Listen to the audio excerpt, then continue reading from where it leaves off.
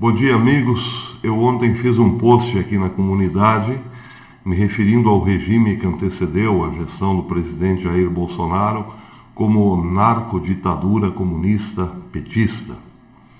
Recebi um e-mail em tom bastante ameaçador, exigindo provas do termo da acusação de narcoditadura. Pois bem, lembrei-me de um artigo de 2017, escrito por gente deles mesmos, de vocês, o Reinaldo Azevedo, publicado num órgão que trabalha para vocês, o petismo, que trabalha para o petismo.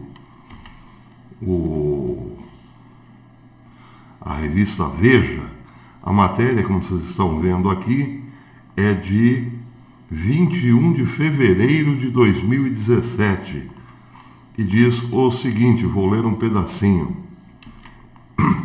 assinada por Reinaldo Azevedo, repito. Ele diz o seguinte, se referindo a outro órgão que sempre trabalhou para a narcoditadura petralha, o Globo, o jornal Globo. Vocês vão entender, diz Reinaldo Azevedo, por que publica o documento acima assinado por Dilma Rousseff, então ministra da Casa Civil e agora pré-candidata do PT à presidência. Reportagem no Estadão deste domingo, ver post abaixo, informa que a Polícia Federal descobriu uma base das Farc no Brasil.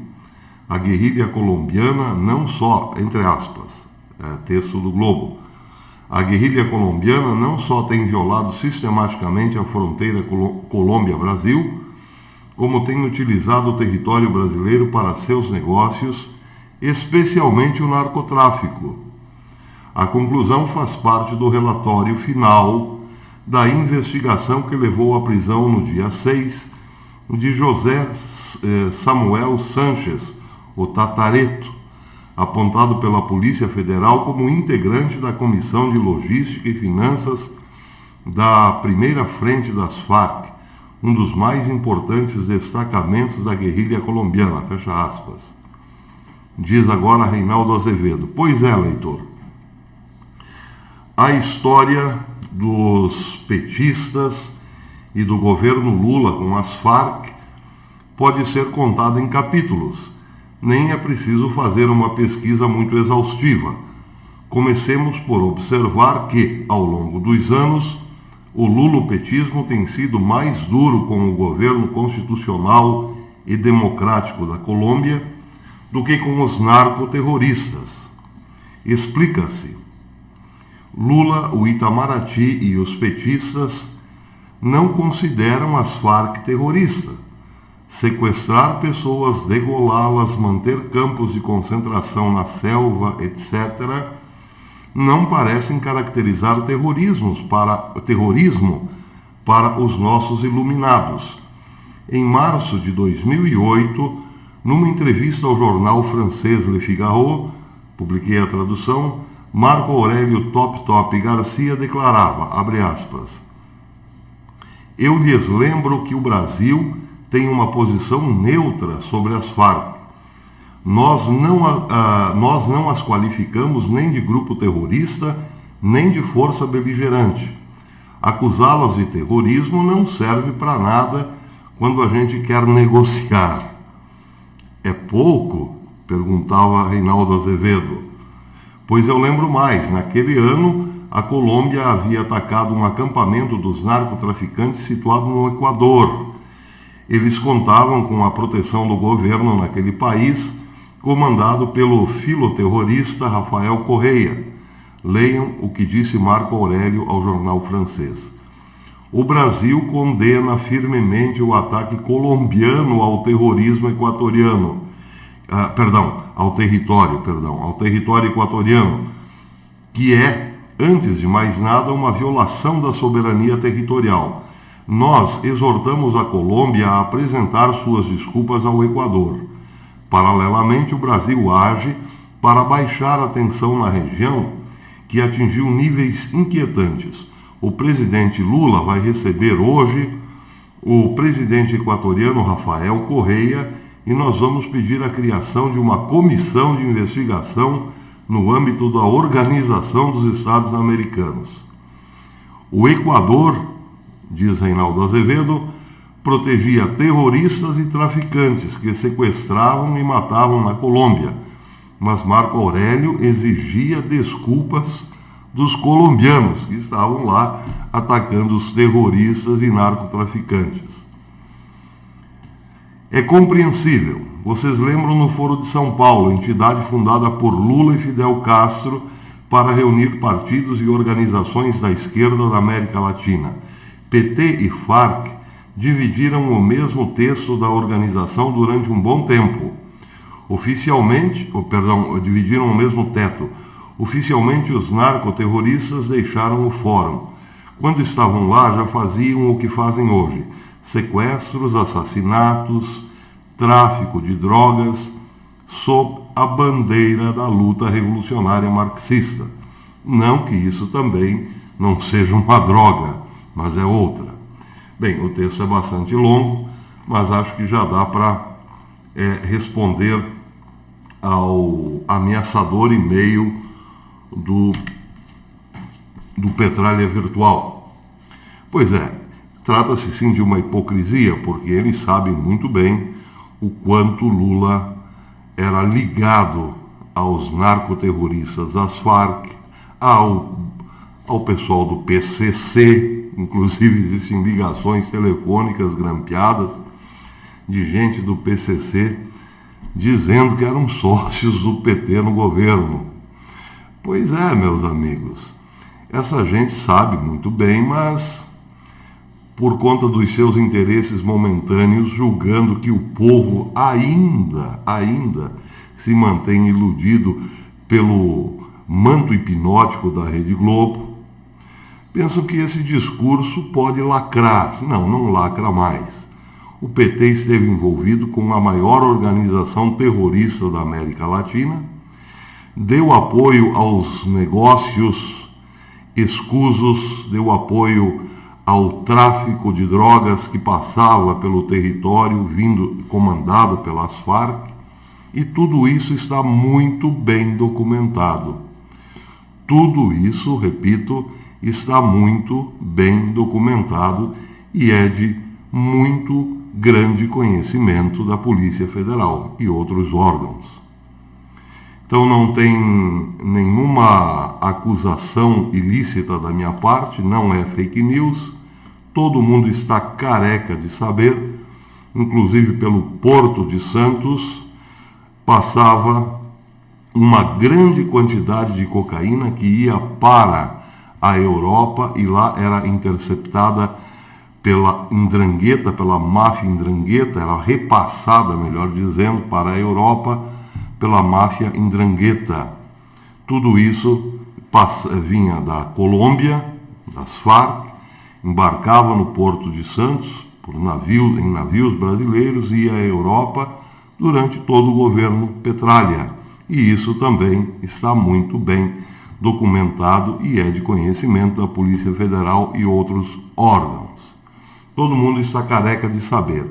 O que o povo não tem feito regularmente é rebater esse tipo de bravata. Os petralhas se inflamam e dizem que é mentira. Não é mentira, está tudo muito bem documentado.